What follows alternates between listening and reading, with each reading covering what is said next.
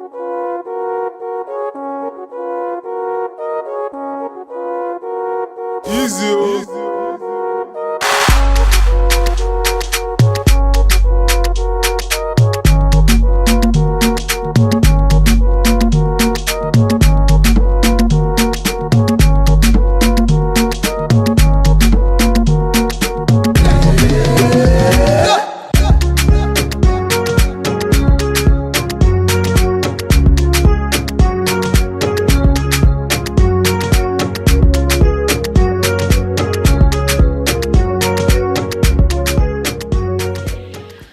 On behalf of ICAN UK executives, we are pleased and honored to welcome you to our 5th UK Zonal Accountants Conference.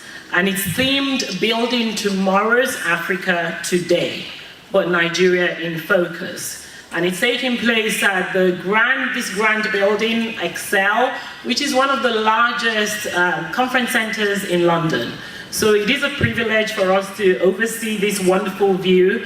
And there's also an oceanology conference taking place, so you'll see a lot of movement run up and down the river as that happens, and I think that's a bonus for us. So you're welcome to this wonderful venue. We're going to be starting with the first conference speaker. Ladies and gentlemen, can you put your hands together as we welcome Professor Howard. Nigerian authorities have successfully made the best use of the oil revenue, and things have been done better.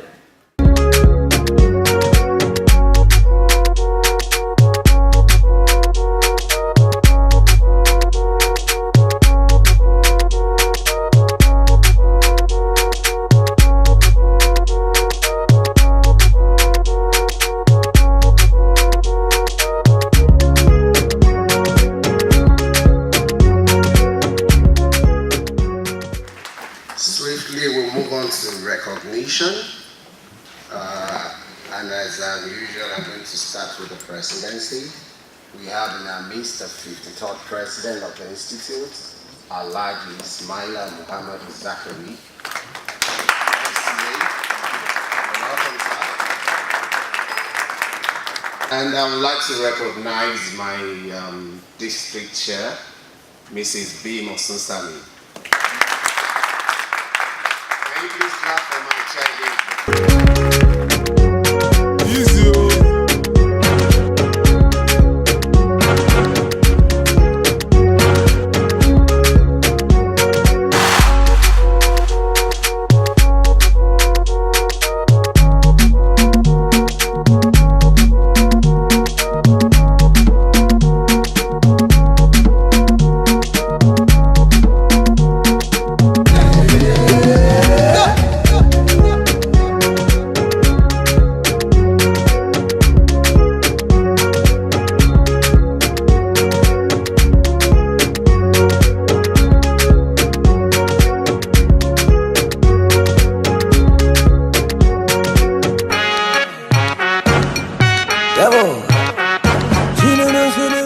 Yes, again, my name is Olayiwola Abiola, and it is an incredible honor to be here with you all this afternoon. Before I begin, I would like to thank the organizers for giving me this platform to speak and to share my thoughts with the esteemed delegates here today. I would also be remiss if I didn't give a special mention to my late father, Chief M.K.O. Abiola, who imbued in me a hope for our great nation and a passion to pursue every possible avenue to help Nigeria become a better and more prosperous nation.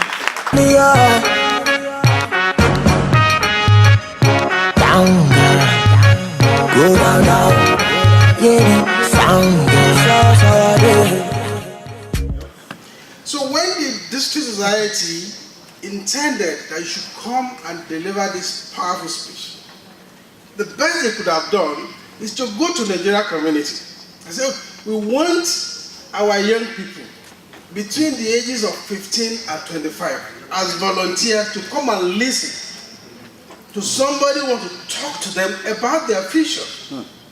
Most of us here, we are all in the evenings of our lives.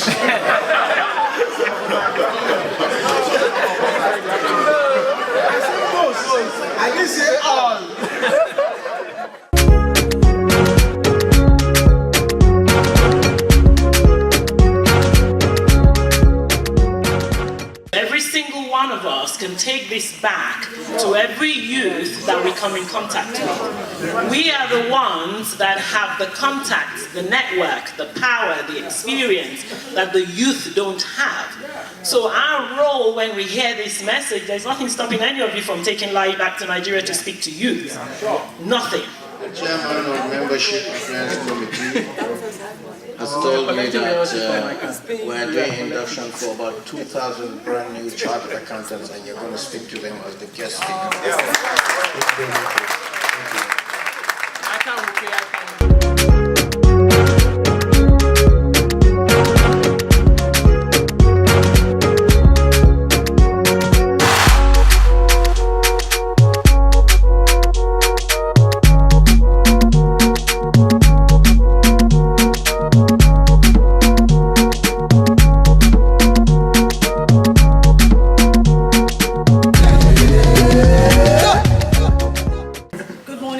Distinguished ladies and gentlemen, very warm welcome again. Please permit me to stand on existing protocol. Without further ado, it is my pleasure to welcome the speaker, the very first speaker for today. So without further ado, please put your hands together and welcome to the podium, Ms. Maroon Berkeley.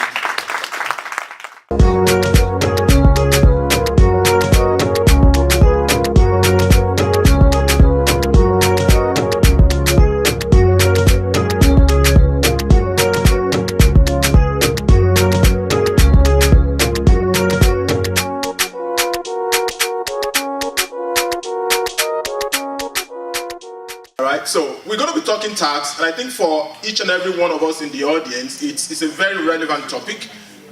We need to know what is going on in our country, and we need to know what we could do to support. We need to know what we could do to galvanize the development and the action that is going on, because at the end of the day, it's ultimately our country. So for the next an hour or less, I'm just going to be talking about the new tax awakening and the quest for building a new tax culture in the country.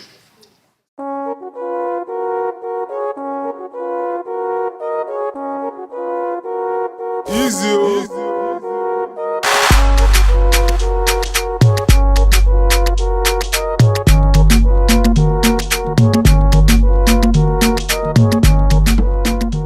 What we should do is we should do the right thing, we should pay the right taxes, and then we should galvanize and advocate around the citizens to demand accountability. It's beyond that. You see, the three critical challenges in taxation system in this country are: one, sensitization. You must convince the current and potential taxpayer to pay. It's beyond legality, where if you don't pay, you are tax evading. No, that is the moral aspect of it. The second one is the capacity. Look, how many staff does FRS have compared, say, to the FRS equivalent in the United States? They don't have. They have less than 10,000 now, and you have a population of over 170 million. That capacity is not there, and the capacity is both in terms of numbers and the skills necessary to do that. That's number three, and the most critical also is the application. If I pay tax, what do I do? If you are here, you will see what your money has been done with. My first child was born in London, and everything was free, and I was a foreigner and a student. I need to provide everything for myself. So there is need for demonstrably seeing the justification for paying the tax by seeing that it is just the justiciability of application of this. So these are the three critical issues. Thank you. My factory is behind a local government secretariat. The only day the chairman can be said to us, we need to know, we need to assess. And my MD said to him that, I'm sorry, gentlemen, I'm behind you. I have no lights, I have no road, and you are telling me to come and pay what to local government. Please take me to any court you want to take me to, and I'm ready to go to face that. Gentlemen, I am telling you, until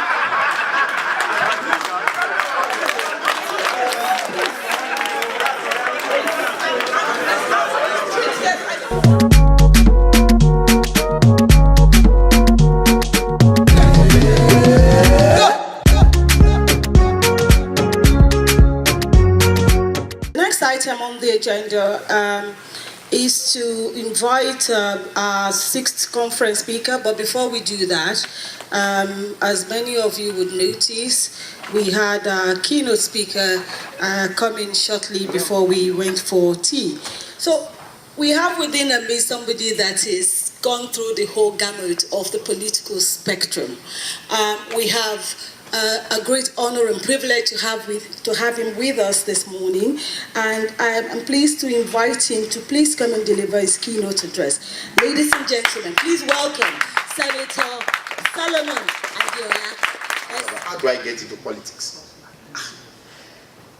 It was where I was living. There was supposed to be a councillorship election, and one day somebody just came out and said he was the councillor for my area and he wants me to support him. I said, what do you do? He said he's a meat seller. I said, you are what? He said, I'm a meat seller. Everybody knows me in this area. And you want to be the councillor in my area. Those that escorted him to my house, after they left, one of them returned to me and said, oh God, the way you asked that question, I noticed that you are disturbed. The issue is we don't have anybody now who wants to do the business. So it's the person that shows interest that will support. And I said, okay. I'm not saying I want to play politics, but I'm only surprised that can't we even get somebody who knows his left from right to represent us? But then we put a meat seller. When he gets there, what is he going to be saying? So they left us, they left me and they went away. You know, why I bought my first house, where I built my first house and I was living, I was so nice, generous to everybody in the area. People would come, and just see me. My only my own widows. And moreover, we are doing that to secure ourselves. So that when you say you drive people away, they'll come and attack you later. So I was doing that. The landlord association I held a meeting. I said, one of them, he said, why can't I go and represent them? He said, represent you where? Sir, that is how the journey started. Today, the rest is history.